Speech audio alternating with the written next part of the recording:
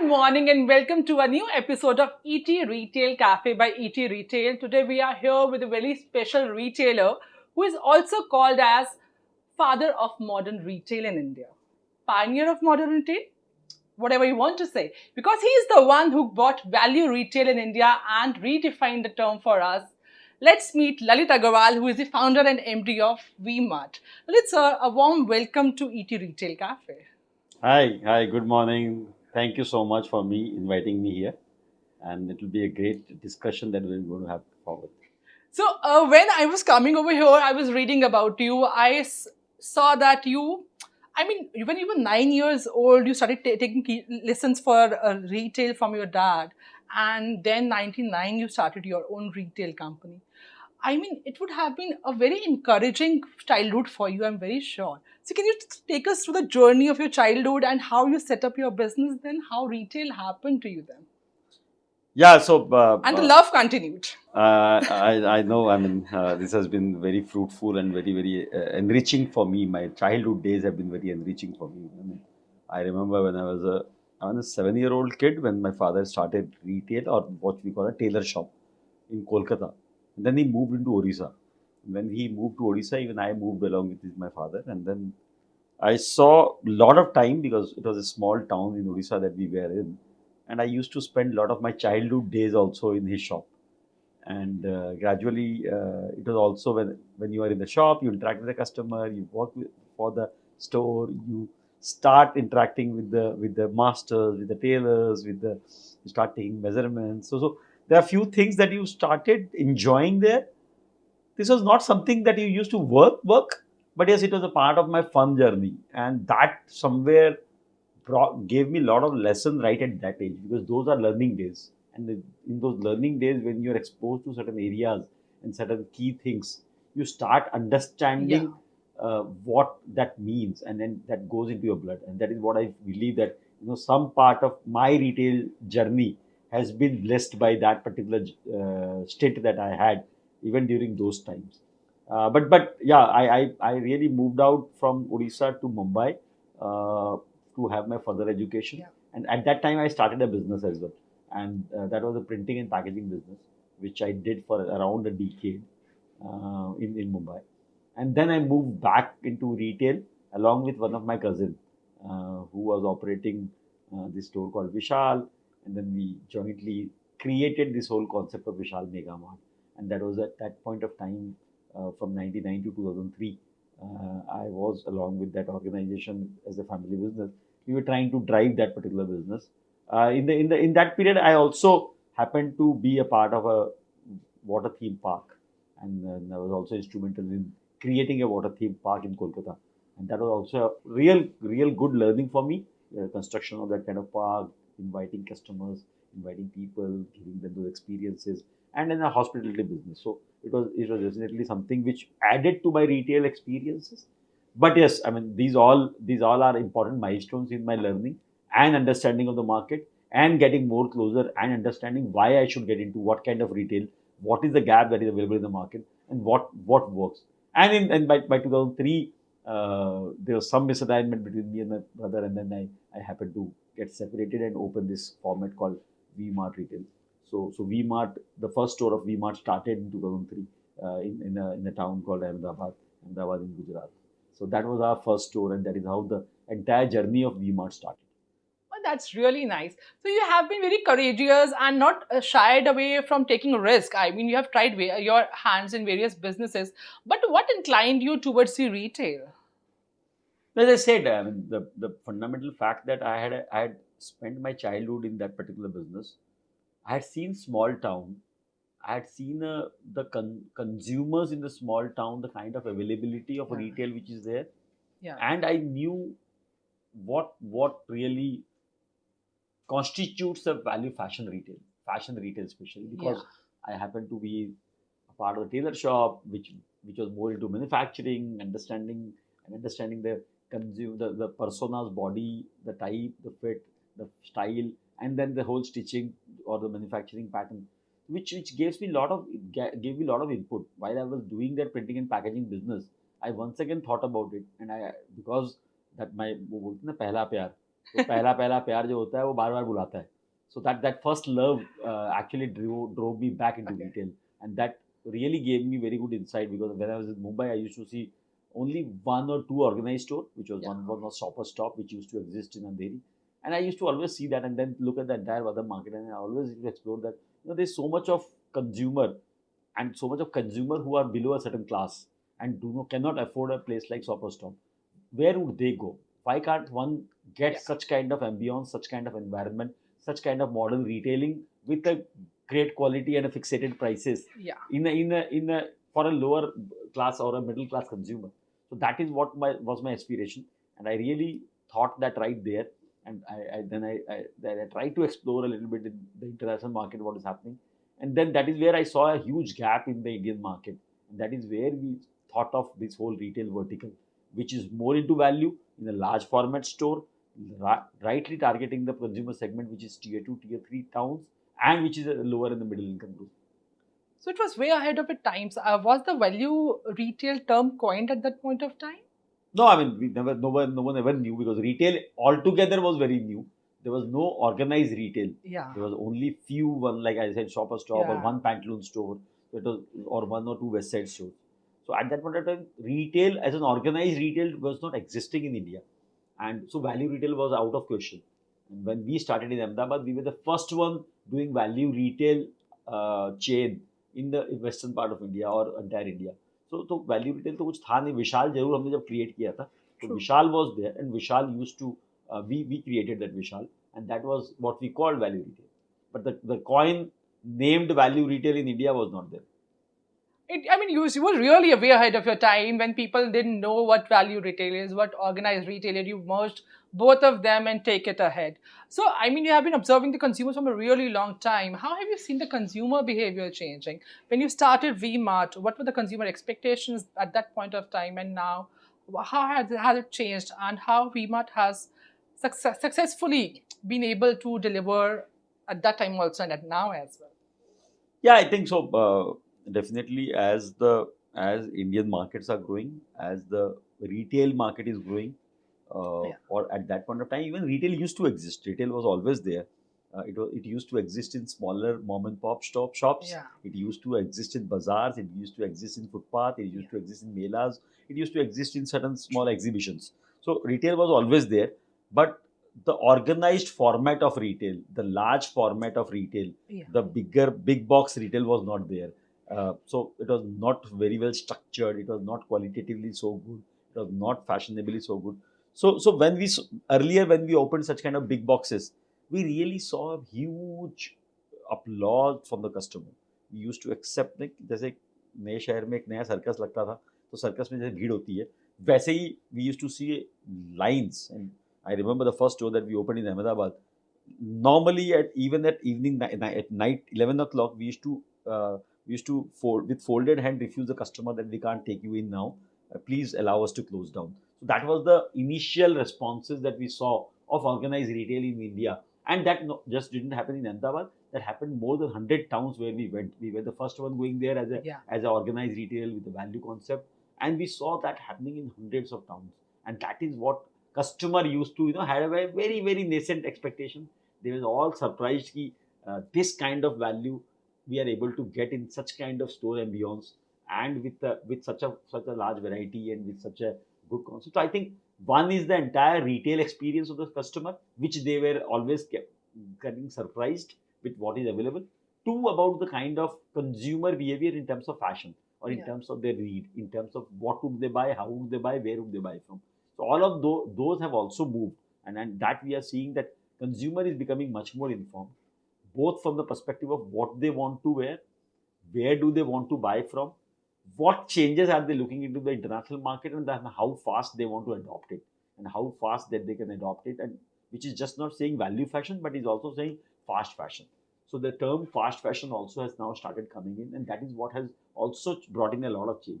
The youth of those times versus the youth of today's time is much more informed and is much more aware of what they want to look like, and that is what is driving their behavior and their expectation, and that is what they need from the consumer or the retailer. So I think there are multiple facets of personas that we can now evolve, and different personas have create a different behavioral shift, and that is what we have seen in the past. So it must be keeping you on your toes. I mean, the consumer expectations are changing every now and then. What steps do you take to meet the expectations? I mean, you bring changes in your strategies. I mean, you market them differently, or what is that keeps you ahead of the curve? See, our business is to always keep getting updated on the newer fashion.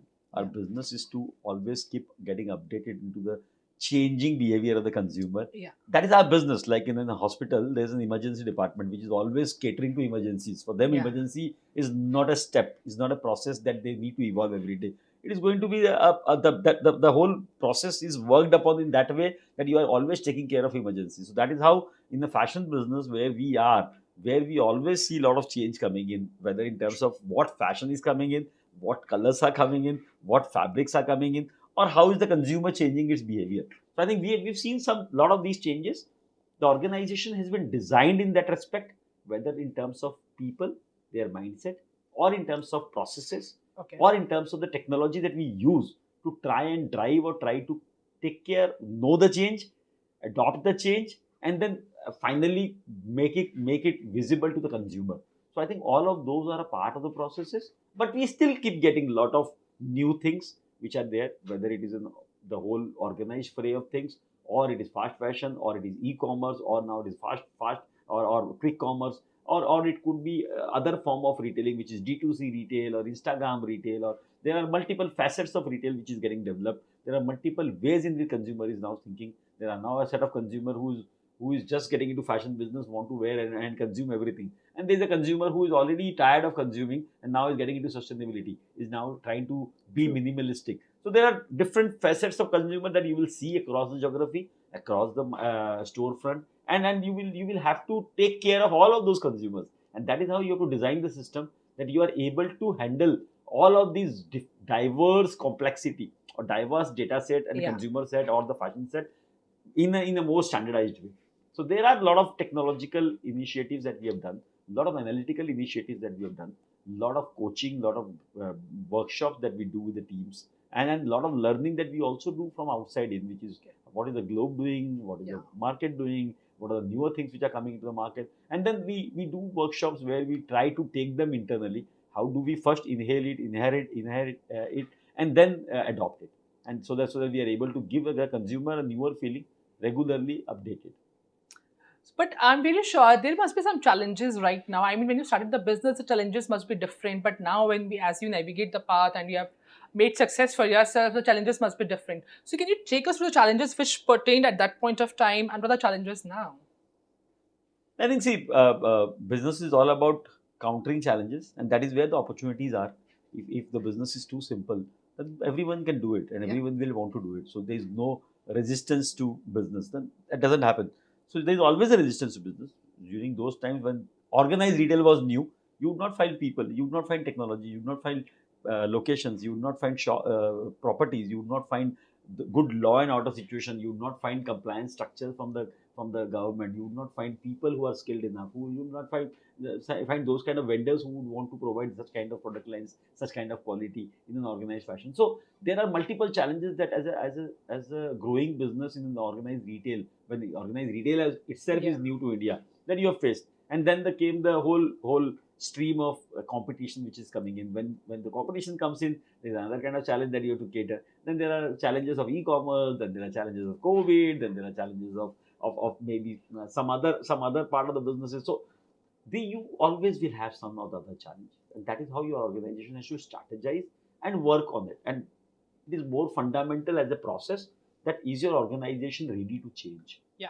Are you ready to change? Are your processes compatible, flexible enough, which molds into those change? Is your technology flexible enough, which can adopt with those changes? Are you able to bring in newer technology? Are you able to work with new technology? Is your team getting latched onto with new technologies? I think some of those things are very, very important.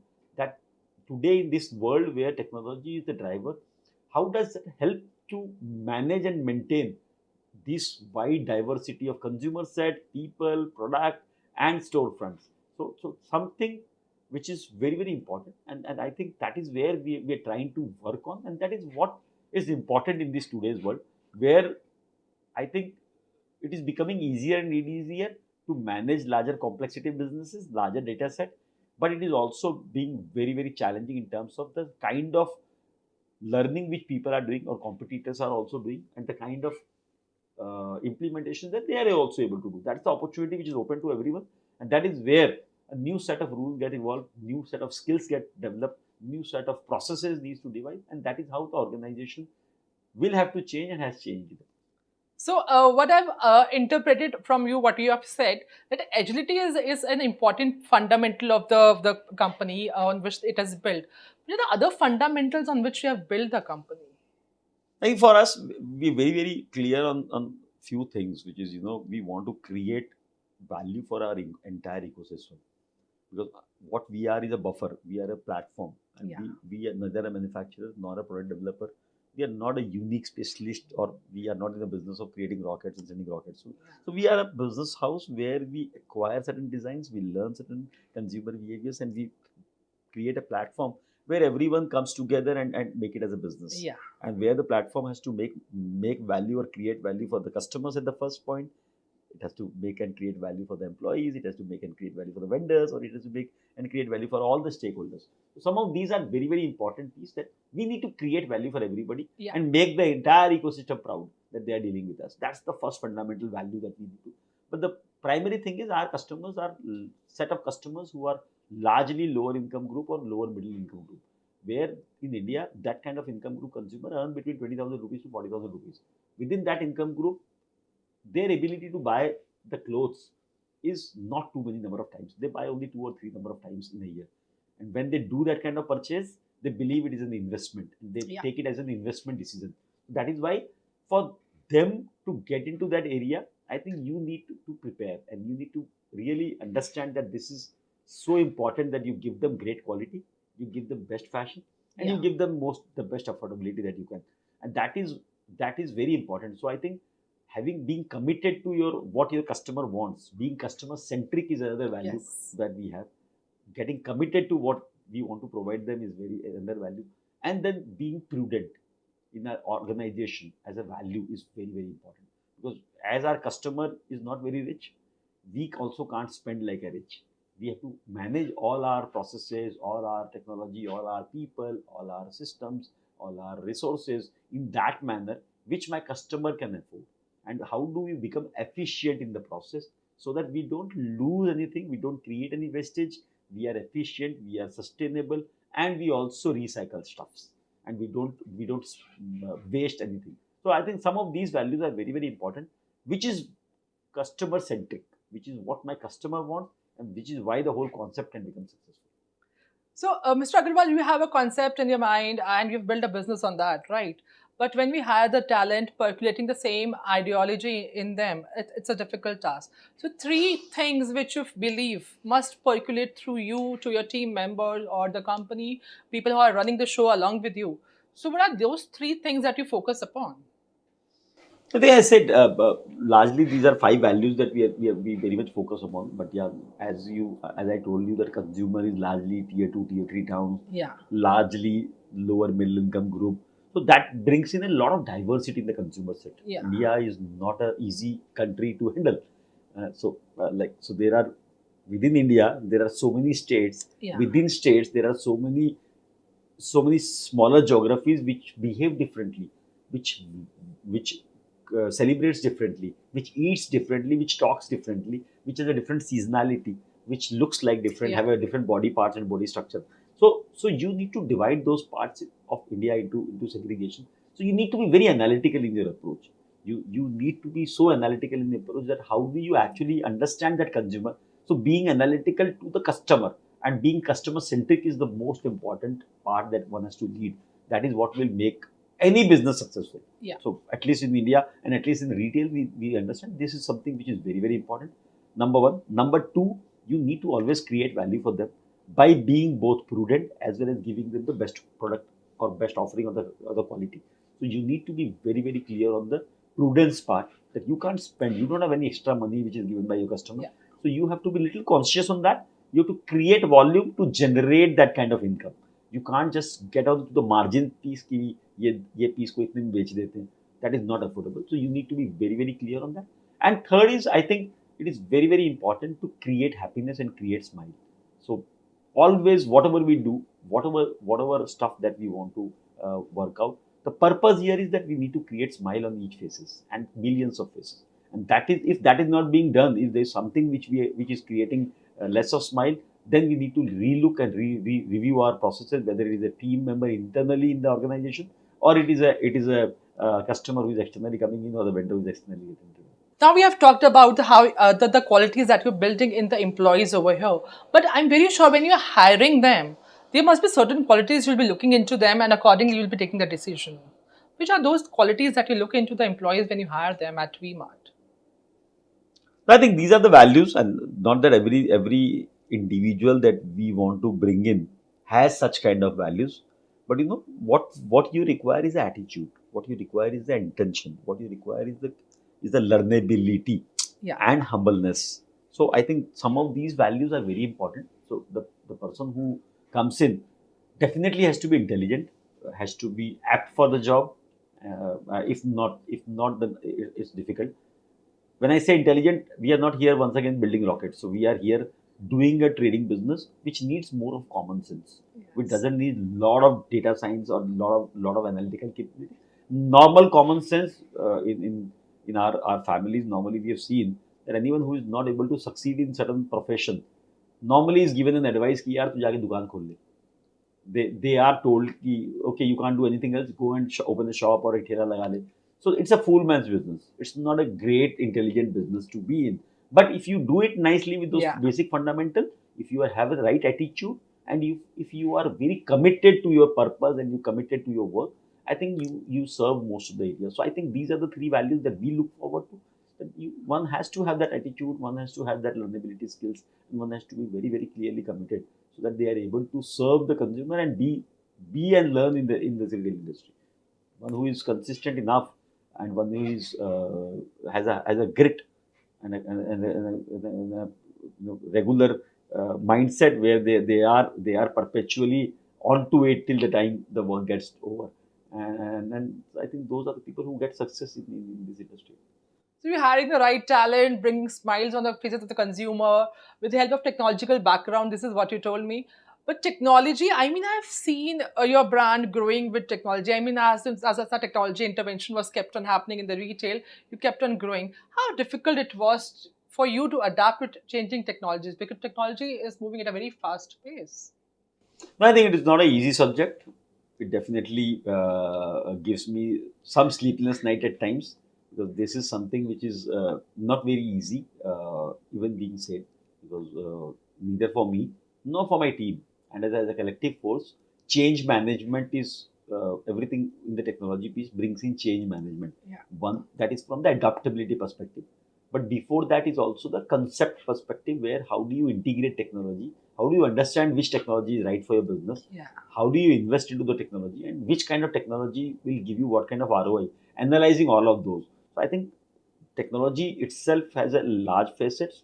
There's a lot to do in technology. There's too many things that you can do with technology.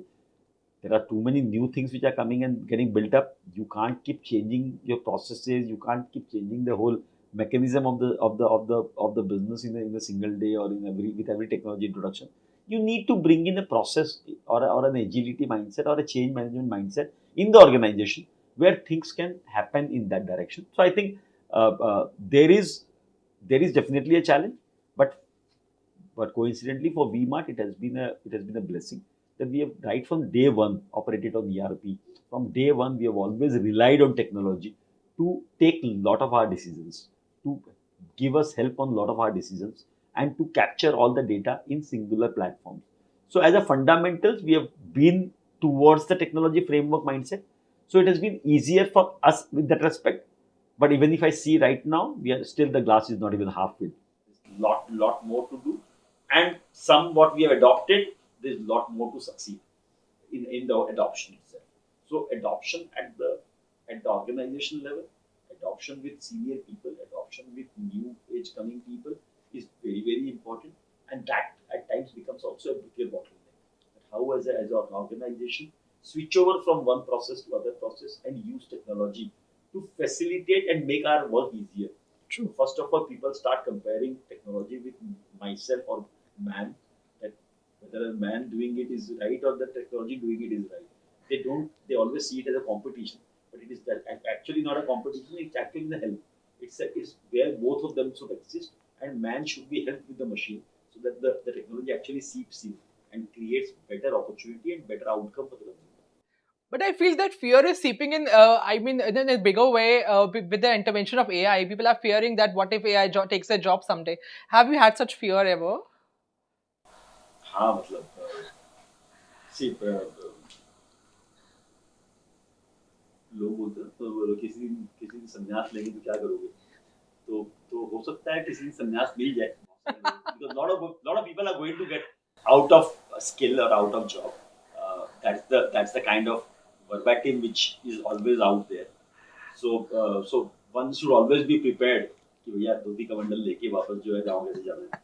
So maybe some of the people can get into that approach, but largely I think it should be an approach where you should take on things. You should try and face on things. You should try to innovate and try to find opportunities in that particular complexity which is coming in. And that is the way forward. And that is what has happened since the ages we have seen. True. When the computer was getting introduced, there was a lot of resistance कि computer क्यों आ रहा है, computer नौकरी ले जाएगा. जब automation आया तो आप बोल रहे हैं कि AI या robot आ जाएंगे तो so nothing will take away any job. There is definitely going to be some different kind of job which is going to get created, some different kind of opportunity which is going to get created. So I don't think seldom I fear or we should fear that technology will ever take away the job. Technology will always make things easier. It is definitely a change in skill that is required. And change in skill with today's world. In today's world, you've got so much of information, so much of availability of learning, where if one has an attitude, they can really scale themselves up to any level. Because the amount of information that we possess in our hand today has never existed in the past. True. Cumulatively, even we look at the entire learning, has never existed. True. That much of information has never been there. So it is an opportunity for every individual to scale themselves up periodically, regularly, to what is coming up in your industry, what is coming up with your job, how do you learn the newer ways of doing the job, and how do you widen your scope of skill. And that is what is important. As an organization, as a human being, as an individual, everyone has to look up to it. If someone doesn't want to change themselves, then maybe there's an end of that sphere. Could be there's some other opportunity that can get it. So change is constant. Change is constant, and change has to be there. And in this particular type of the world, I think one has to keep learning and keep updating yourself. So one big change that we are seeing that Gen Z is taking over nowadays, and millennials are moving on from there. So I want to understand from you when Gen Z is taking on and everybody is discussing about the behavior. They are finicky consumers. They take decisions differently. Is it same in tier 2 and tier 3 also where you cater to the consumers, or is it different somehow? So in today's world, you see, especially for India, if you look at it, I mean, large portion of youth is there as a part of the population. Yeah. The major contribution of our population, which is almost below 30, is more than 50%. Yeah. And they are very important, and just not for India, but globally, we are seeing a young audience, younger population is becoming much more bigger. One, their population is the largest here in India at this point of time. Yeah. So they are the number of people which are coming into the decision making age is also becoming much. Every year we are seeing lot of new consumer walking into them. Plus their decision making age is also going down. Because earlier, if अगर 17 साल का 18 साल का बच्चा decide करता था, so now today maybe 15-year-old is deciding or 12-year-old is deciding. Even a 7-year kid is deciding what do she want to wear or what does he want to wear. So because of the information availability that they have, their age is also going down on self decision making on what should they buy and what should they wear and what do they want to wear or what do they want to consume. Plus, as the information has creeped in so much, the youngster is using so much of social media, is attuned to the digital media. So they are the information holder as well. So they are just not taking decisions for themselves, they are also taking decisions for the family. And they are the biggest one who drives the family decision. So they are becoming very important. So overall, the Gen Z population in particular is becoming much more important as a business to us. And that is what we have realized, that they just don't decide for themselves. because there is a good bunch of population which is that, and then they are the decision maker also for the entire family. And this happens more in our segment, in our smaller town, where people, their parents are, I would call not illiterate, but semi-literate, are not too much uh, versed with English and knowledge and information. They don't read too much paper. They don't have too much of exposure to the market, so they don't really know. So So for they're them, not aware of the trends, basically. so the youth there are much more informed, Yeah. and they act as a much more bigger counselor or consultant in the entire family decision, and we are seeing more of that. So there is definitely a differentiation in the kind of behavior that the youth demonstrate in an urban bigger metro city versus a smaller town.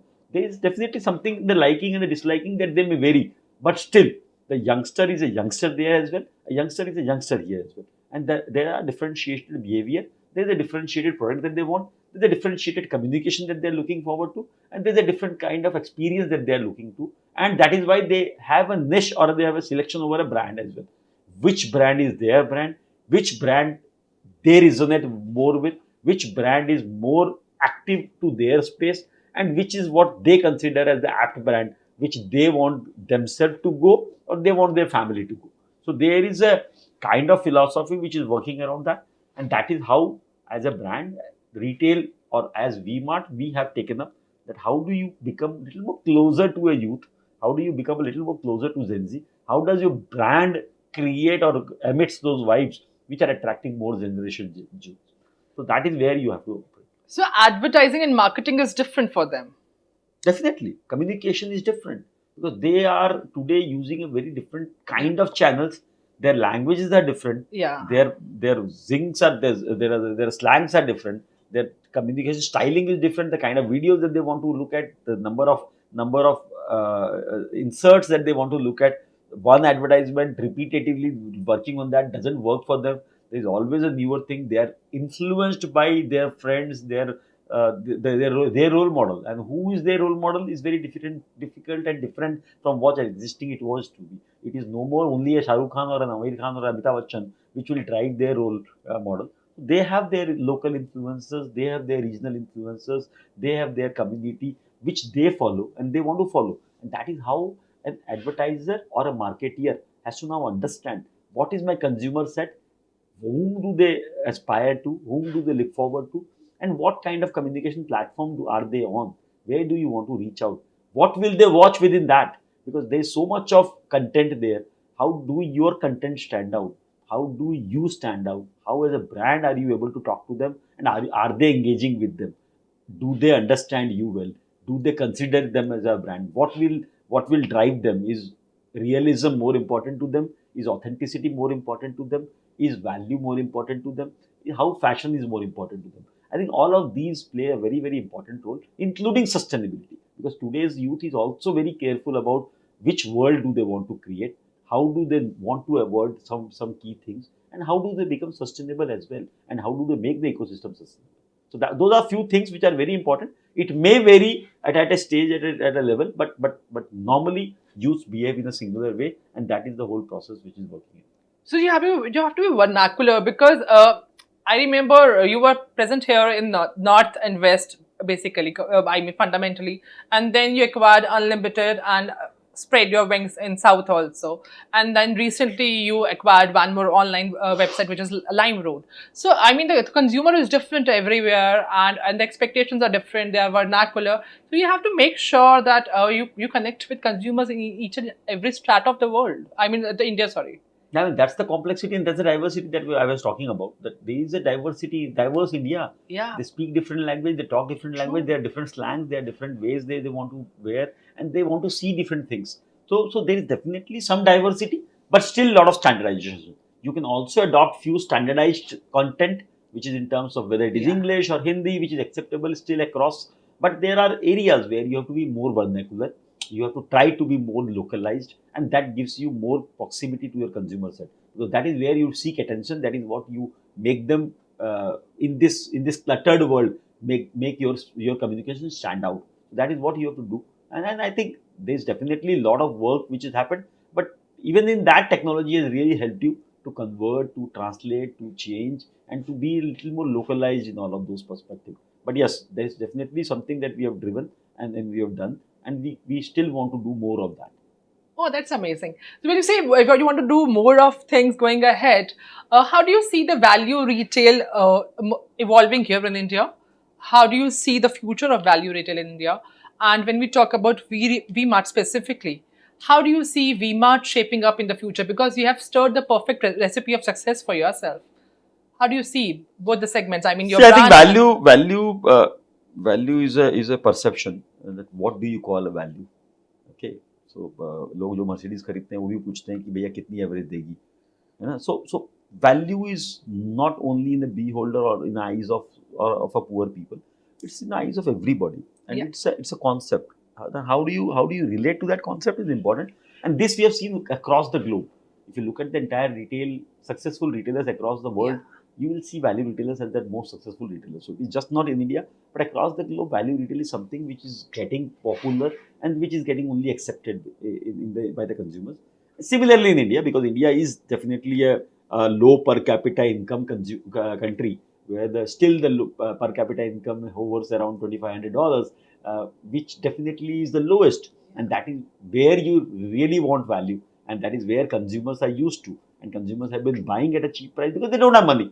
But they are aspirational. Yes, they are aspirational. They chase their role model. They want to look like their role model. They definitely want to consume everything and look like them, yeah. but they don't have that kind of money, and they definitely need better quality, because quality अगर नहीं होगी तो उसी को बार बार पहनना है, बार बार धोना है. So they wash more, they wear more, and they want to consume more. So I think value retail is the biggest area in India, because that is the largest population. If you look at the entire population of India, more than 80% of the consumption is with value, and more than 80% of the population is Yeah. below 40,000 rupees earning group. So I think there is a large scope, and that population is definitely growing. Largest mix within that population is also youth, which is more aspirational, which wants to consume more, which does not want to save. There's more liquidity which is available. There's more opportunity also which is available with the government's initiatives, with the plans, the way the manufacturings are going up, way technology is going up, way our country is moving forward. This per capita income will definitely grow, and it is bound to grow at the lower segment of India. And that is where the growth is going to come in. That is where each town in India, each village in India is going to grow. And next district, where you have one store in the district or two stores in the district, you could have 10 stores in the district. And that is where there is a large opportunity. We think at V-Mart level, we are present in around 300 towns. There are more than 3,000 towns where we could go and create our store.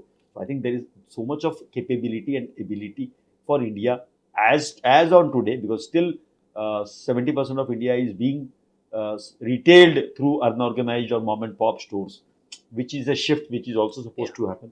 Plus, then there is definitely more consumption which is happening either through population increase or through income increase. So I mean, the future is really bright for you. No, I mean, future is really bright for the retail industry. Future is really bright for the value retail industry, and future is definitely bright for us as well. I wish you all the best for the journey ahead. But before we wrap it up, let's have a rapid fire with you, where I will not give you time to think about anything. One business book that you have read, and what have you learned from that? I think one business book that my friend gave me once was Good to Great, and I thought, being businesses are good till the time you keep it good. So you need to make those businesses great, and that I think is your perspective, and that is where you have to excel in particular areas.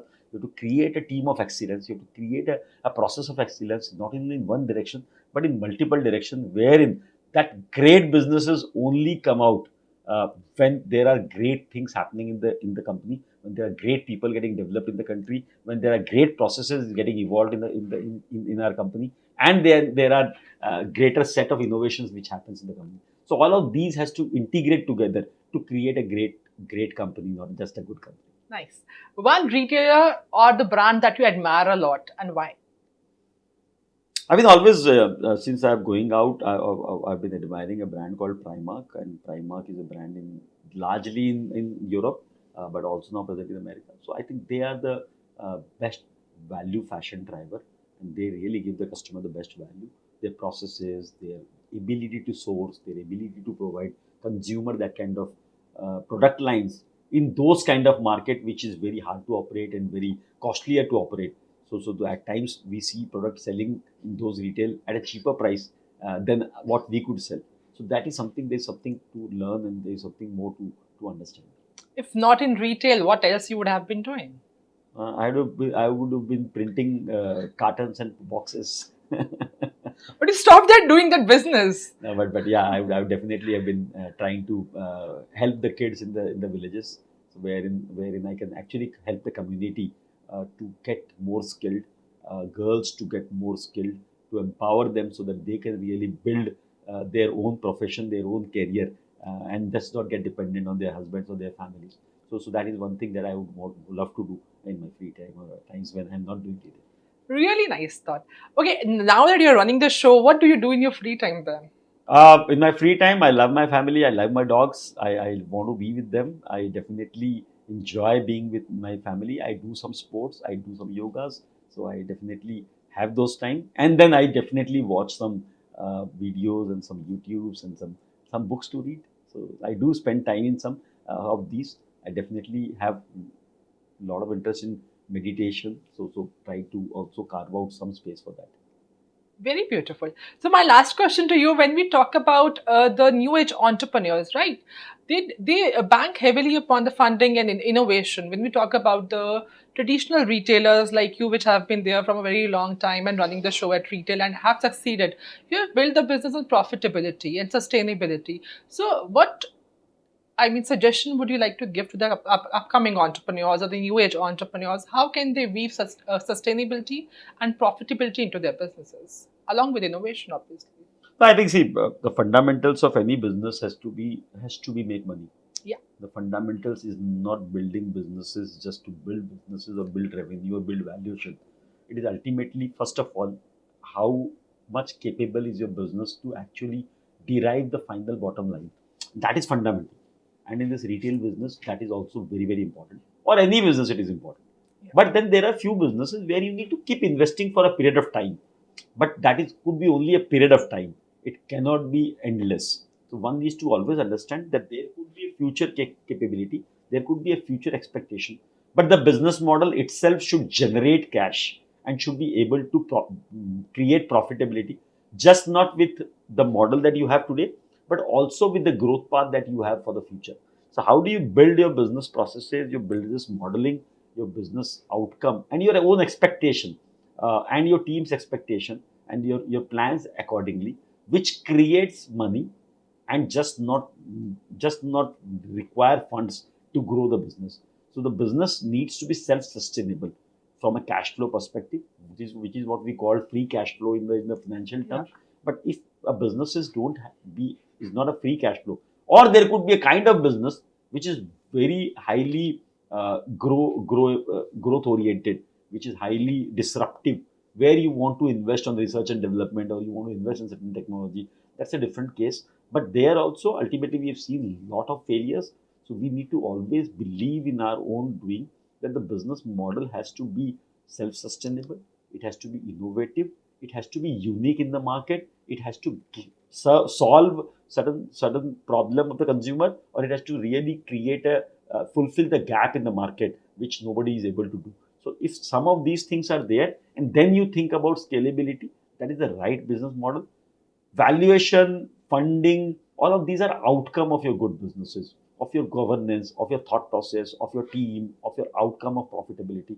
So I think as an entrepreneur who has been working for the last 35 years, what we have seen and what we today believe, being a listed company, talking to multiple investors in the market, talking to multiple analysts in the market, no one looks at what is your valuation. Always everyone looks at what are the fundamental levers by which the valuation can be derived. What are the fundamental ways in which the profitability can increase? What are the fundamental resources that the company has, or the technology that the company has, or the processes that the company has, or the people that the company has, or the kind of business model that you are in, which can exponentially keep growing for the next 10 years. That is where the valuations are paid, and that is how valuations are being calculated. Valuations are not calculated for someone who only wants to look at valuation. Wonderfully explained. Thank you so much, Mr. Agarwal. It was a pleasure having you today. I learned a lot about how loving your customer, innovating, and keeping abreast with technology while being agile can help you stay ahead with your businesses. Thank you so much today. Thank you so much. Thank you, everyone. Thank you. I hope you also enjoyed the conversation like I did. If yes, then give us a thumbs up, share, like, and comment on the video on the social media. And we'll see you again next week with a new retailer and a new story. Till then, bye bye.